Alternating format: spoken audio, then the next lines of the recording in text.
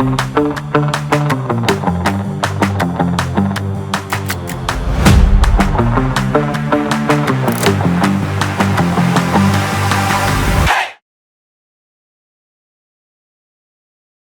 thank you very much. It was more than 25 years. For 25 years, I was a professional youth worker. For 10 years before that, I was a voluntary youth worker. And it's great to hear about the parents and the children doing something afterwards, because twice in the last half an hour, we've had Deep Purple playing Smoke on the Water, you know, just what we need for climate change debates about fire in the sky and smoke on the water. And I've got one of them, yeah. I've got too many things in my pocket. And now on your badges, you may see that I've been asked to speak about the DNA of youth policy, which is actually my comfort zone. And I could easily do a talk about the DNA of youth policy. And I even had a text message from somebody in this room, possibly now, complaining about my interview with Espresso because I hadn't come up with any answers. I've spent my life trying to come up with answers about young people's lives, particularly the lives of young people who are more disadvantaged, more excluded, more marginalized. But I was asked to speak here today about imagining the future of young people. And that's a bit tricky because I'm a sociologist who tries to sort of study things in terms of their facts and not become like some kind of soothsayer gazing into the future and thinking about you know, what young people might be in 20 or 30 years' time. But you know, it occurred to me when I was putting these words together, and if you're right at the back you can't see them, I've checked it, so you either have to move forwards or you have to just not bother. And that's okay, because the words are not terribly important, but I came up with lots and lots of English language words that ended in T-I-T-Y to try to capture some of the things which will be at the heart of what I want to talk about today.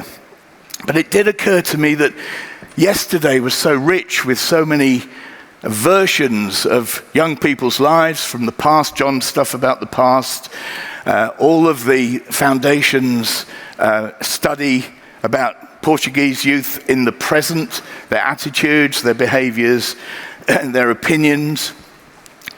And I realized that when I was born,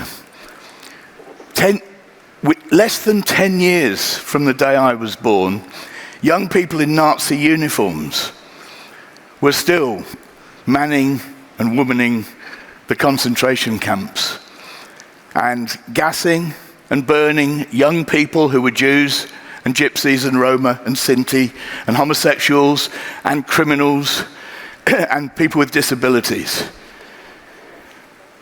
And we don't like to think of young people in that vein. And I was talking to Afonso, who's one of the people to follow me. I'm nervous because there's 4 young people following me, and they'll think, what did that old guy say about that stuff? And I'm a bit nervous about that. But I've worked since those early days in youth work in the 1960s. I've worked with the most brilliant and inspiring young people in Europe, in the European Youth Forum, in national youth councils. Joa is going to be on that panel as well from the Portuguese National Youth Council. I've worked with fantastic young people with imagination, creativity, spirit, energy, drive.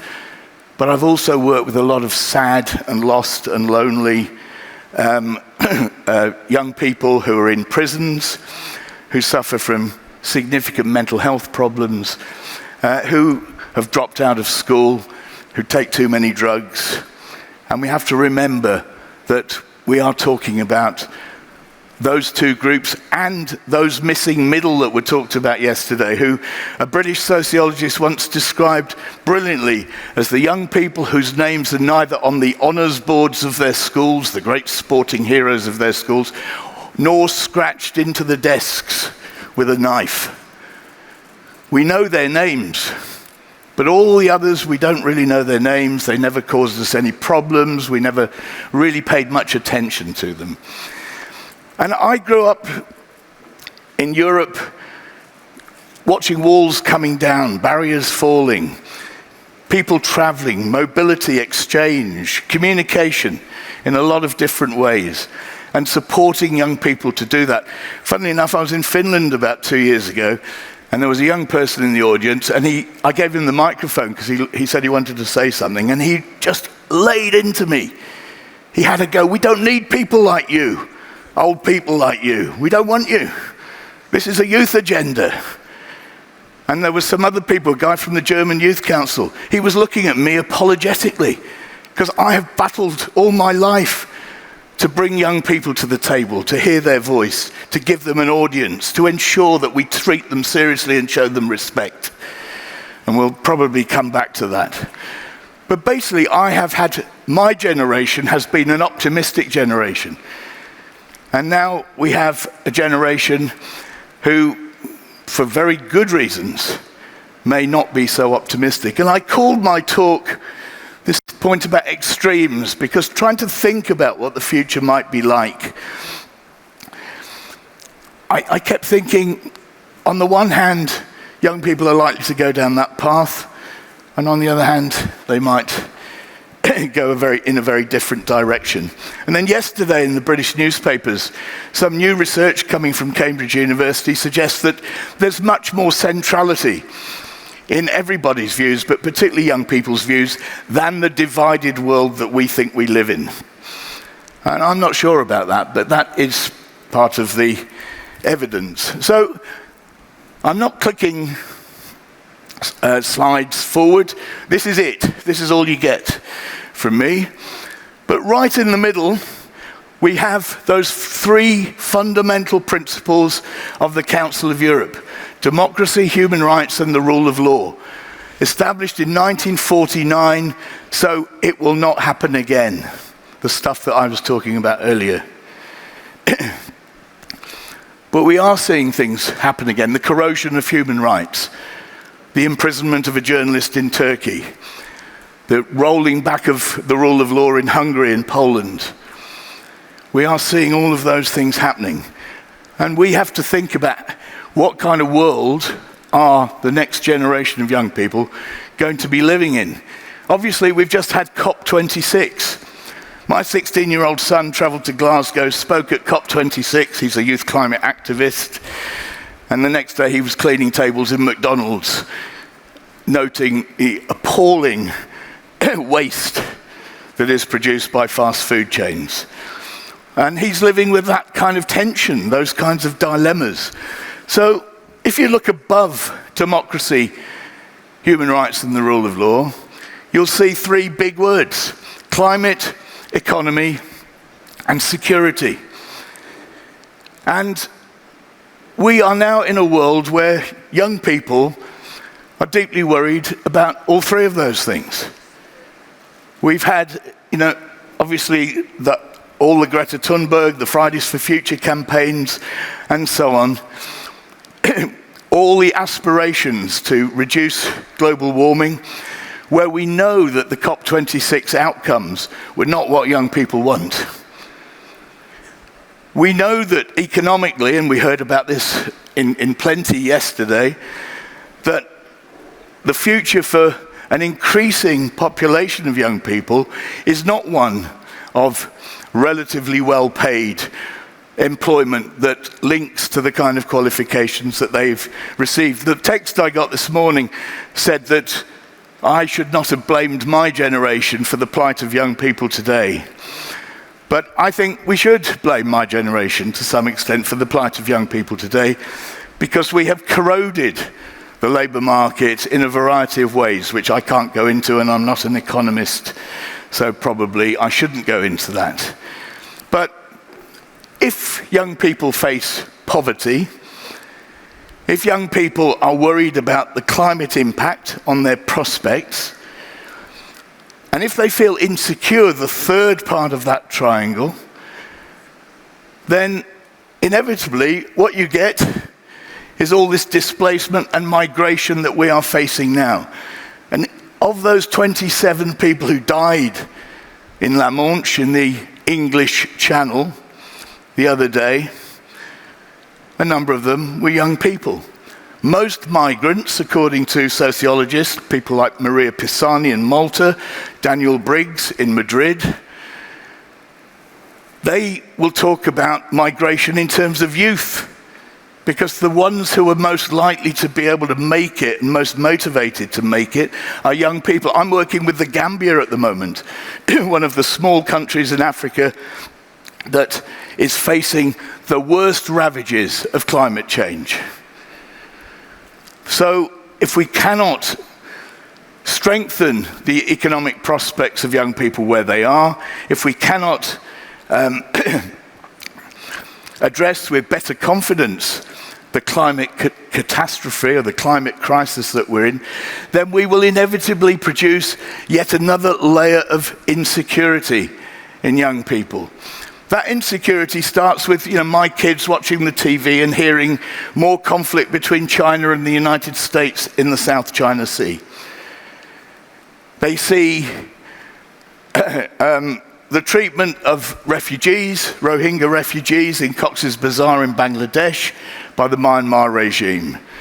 They see young people who are soldiers, Polish soldiers, who are manning the razor wire to stop immigrants coming over the Belarusian border into the European Union. And much more locally, they get more and more concerned about, certainly in my country, about reports about knife crime, about gun crime, about bullying, about extortion, and they retreat, if they can retreat, or they move somewhere else. And one final point I want to make on that sort of political observation is that what seems to be happening at the moment is that the right-wing politics that used to deny climate change are now seizing the environmental agenda. They're telling young people that we are the patriots of the land, blood and soil. We are the people who protect our localities. These immigrants, these others, do not protect our land because they're always moving on. They don't care about the place that they've just been. They're only interested in the place that they're going to get to. And if you look in detail at some of the political agendas of the right-wing political parties in countries such as France and Italy, you will find that that is what they're trying to claim in order to appeal to young people. And I'll return to a bit of that in a moment. Now, there's a really good book that's just come out, literally translated into English. It's a Dutch book. It's called The Dream of Europe. And early on in that book, Geert Mak, who's the author, he quotes an interview with a Dutch resistance fighter from the 1930s. And I haven't got many quotations here, but this is one. The resistance fighter said to Geert Mak, "It's easy for you people to talk in the light of the present day, in the light of the present day. But what we were supposed to do, what were we supposed to do in the 1930s? We were trying to find our way through the darkness with a candle, groping and stumbling in an utterly unfamiliar house." And Geert Mak then says, in 2021, "Now I'm the one walking around like that with a candle myself." We don't know what's in store. I'm holding a Soviet Union pocket watch that cost me 1 ruble in Red Square in 1985. And it still works, amazingly. But I woke up this morning, and I always carry this around in my bag, and I thought I will take this with me, because I wonder what young people in the Soviet Union would have sensed their future was going to be like in 1985.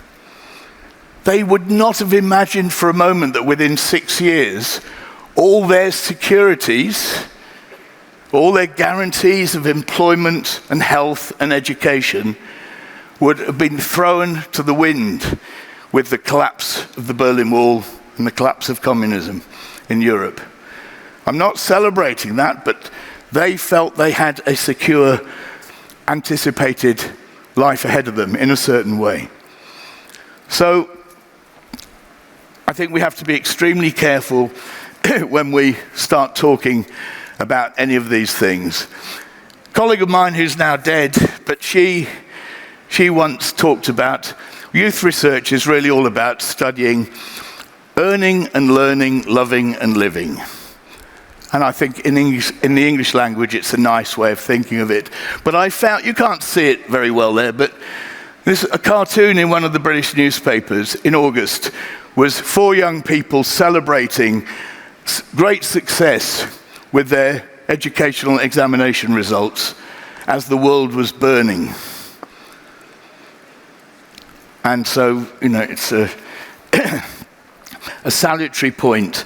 We have to think about how these things connect, and perhaps one of the problems with some of these surveys, snapshots as we call them in research, is that they don't do what John Goodwin asked us to do yesterday, which is to try to join these things up, to try to link them together, to try and work out how they relate to each other.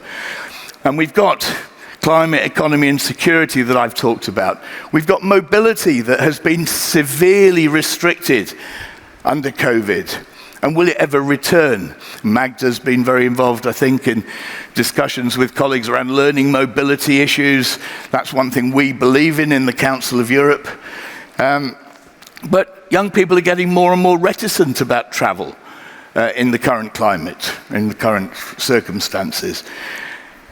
So I don't have time to really go into all the sort of geopolitical and military and global health kind of issues, but these are all bases for anxiety that enters the mindsets of young people.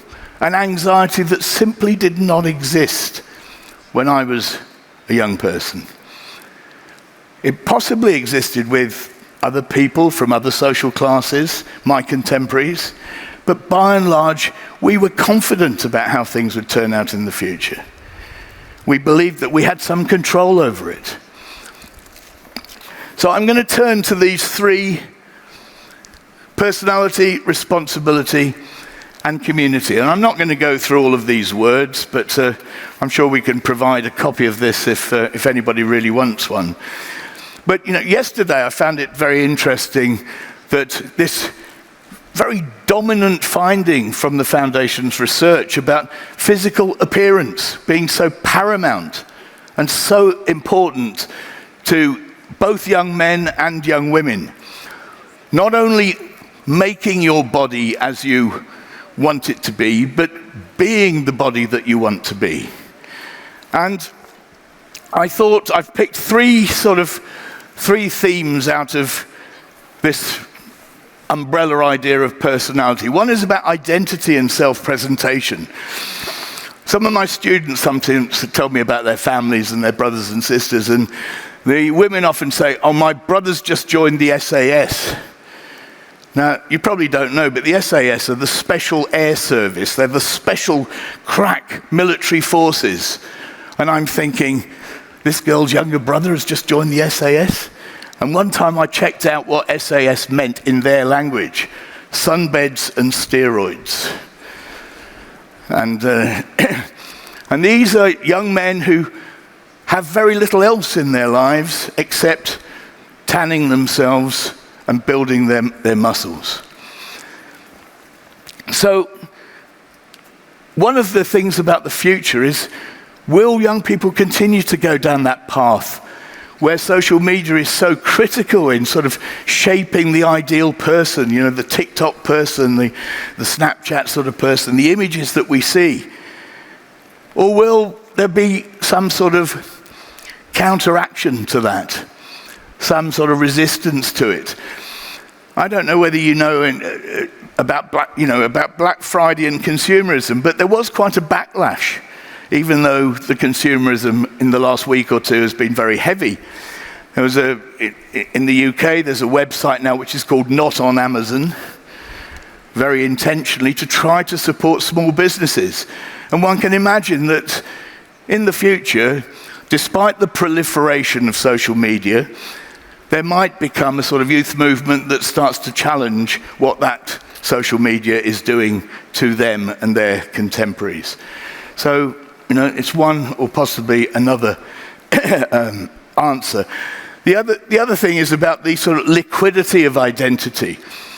Sociologists talk about liquid modernity. Young people twisting and turning, adapting to very different circumstances. And some young people are immensely skilled at doing that, and it serves them very well. But some young people, such as those I tend to study, haven't got that versatility. They don't have that flexibility in response to different circumstances. And that traps them for a whole host of reasons, and disadvantages them even further. A second part of personality is about relationships. It's about, it's about sexuality, fidelity, and fertility. One of the big findings yesterday was this, boys, young men's use of pornography. And there are deep concerns in the literature about how that is affecting male attitudes to women and the kinds of relationships that they should be establishing with women. And, part of the survey was also about sharing the housework, who does the domestic labor. Now, in the future, we could see young people retreating into very, very seriously mutually agreed monogamous relationships. But equally, we could see a kind of chaotic set of relationships. If the future looks pretty bleak, you do what you can and you get what you can as soon as you can, because you don't know what tomorrow will hold. And that was very much the case in the Second World War, where people thought they could be bombed or they could be executed next week. So they went for all kinds of interesting and fairly fleeting relationships. And the third thing, much more important perhaps as we move forward, is this concern about mental health, sanity. At the bottom right there, and personality. Mental health issues have proliferated amongst young people.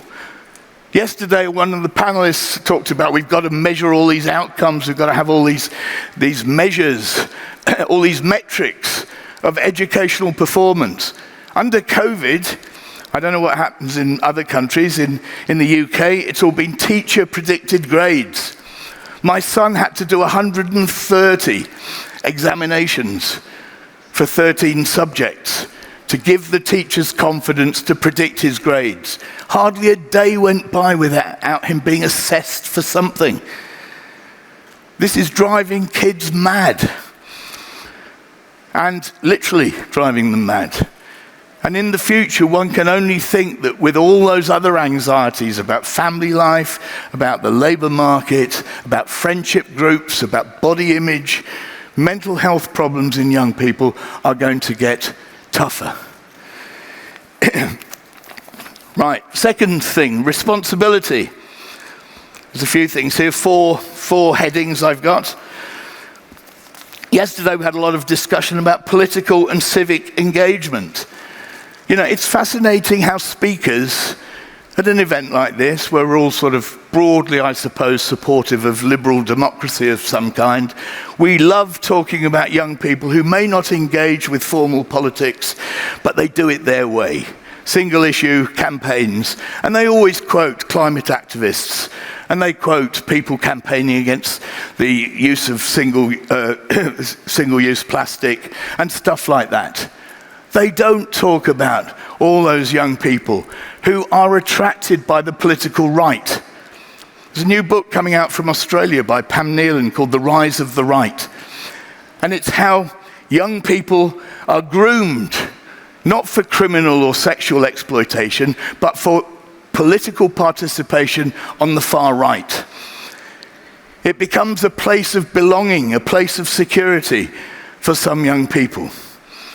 But of course, it becomes a place of dreadful insecurity for other groups of young people.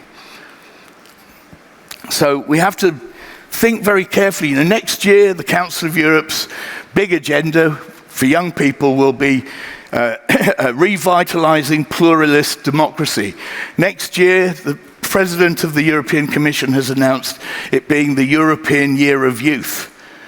we've got to seize that opportunity to really try to embed that commitment to democracy and diversity that is slipping away from us at the moment, and not always with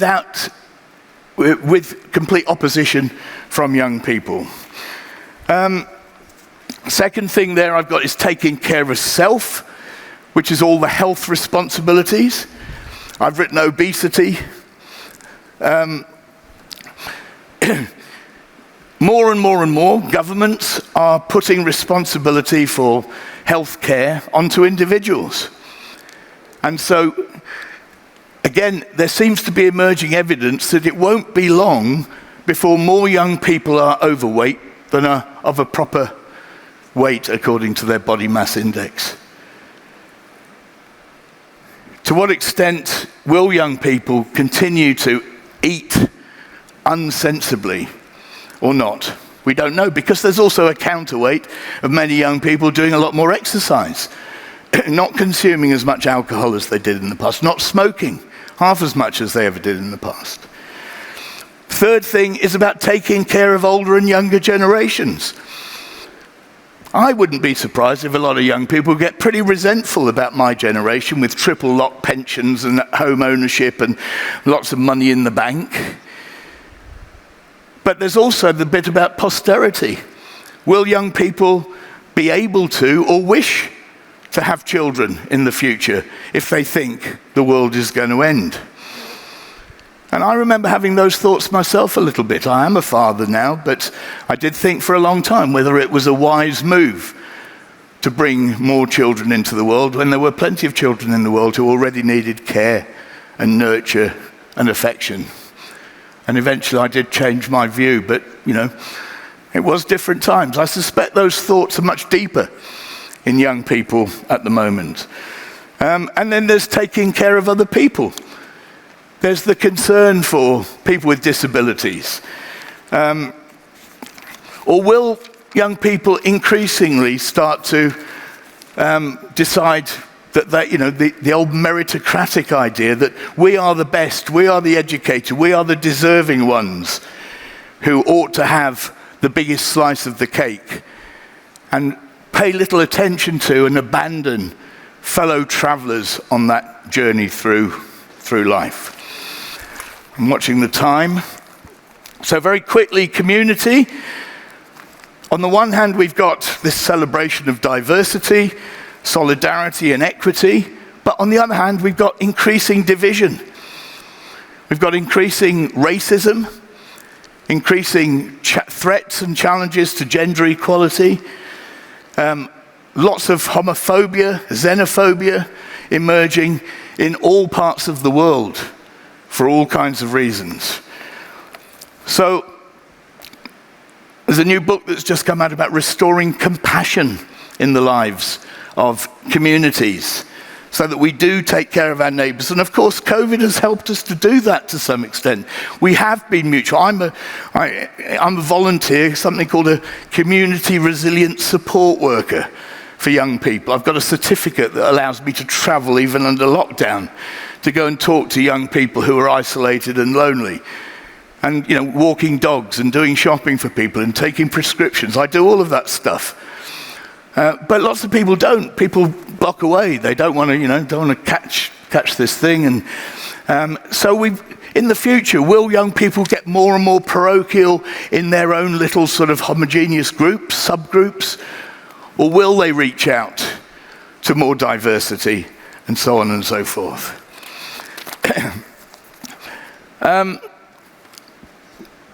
One thing that I've not talked about that may surprise you is connectivity. And of course, what COVID has done is it enabled all of us to understand the beauty of Zoom and Teams and those things that young people don't use, but we understand why they do use them now, and all the Minecraft and Red Dead Redemption games that have kept a lot of young people more sane than they might otherwise have been. But connectivity has also brought a massive downside in terms of online bullying and all sorts of negativities. And hopefully, Young people will live in a world in the future where some of the big tech companies have been reined in terms of saying, we're just a platform for people's views. I've suffered death threats from people on social media because I'm one of those white liberal people who let all the immigrants in the UK. So I do personally know what that feels like. And I'm going to finish, because I think I'm just about run out of time. And it's supposed to go to red. Why hasn't it gone to red? Very fast things. United States of America the other day has been listed as one of the countries that's culpable of democratic backsliding. The democratic voice of the world. President Xi of China has told President Biden of the United States that the age of democracy is over. America could not have a Belt and Road Initiative to which many of our European countries have signed up. So young people will be living in that world of greater China domination of the world, greater stripping of natural resources in Africa that are going to the east, not coming our way, which may not be a bad thing. I'm not passing judgment here, I'm just saying these are nothing about us without us, that lovely old mantra of youth organizations. Of course, they're right. But I don't want them to get on with it on their own. I want other generations to be supportive of the next generation. Whose wisdom counts? There was a time, Magda will know it well, when the youth organizations used to hate the youth researchers. We were those sort of arrogant, middle-aged people who did it scientifically, and they really knew what it was about because they'd lived through it. We need both. And sometimes they will fit together and sometimes they will not. But we need that dialogue and debate. Somebody said recently, we must not get lost in the treacle of comfortable conversations. We've got to have tough dialogue. And almost finished. I'll jump. Yeah, I can almost stop now. I mean, my Prime Minister, unpleasant man that he is, talks about building back better. I talk about forging forward faster and fairer. And we need to think much more deeply about how we support future generations in both formal education and non-formal education and learning, and those transitions into the labor market, into civil society, and to family life. And I leave you with the question about which direction are young people going to turn to? Because if we create better conditions for young people in Portugal or in the United Kingdom or in Wales, where I live, they will be inclined to remain. They will be inclined to play their part. But if we create adverse conditions in childhood and youth, then it should not become a surprise to us that some young people at least turn to behaviors and attitudes that many of us in this room really do not wish to see. I'll stop there and leave it for my 4 younger friends to criticize me. Thank you.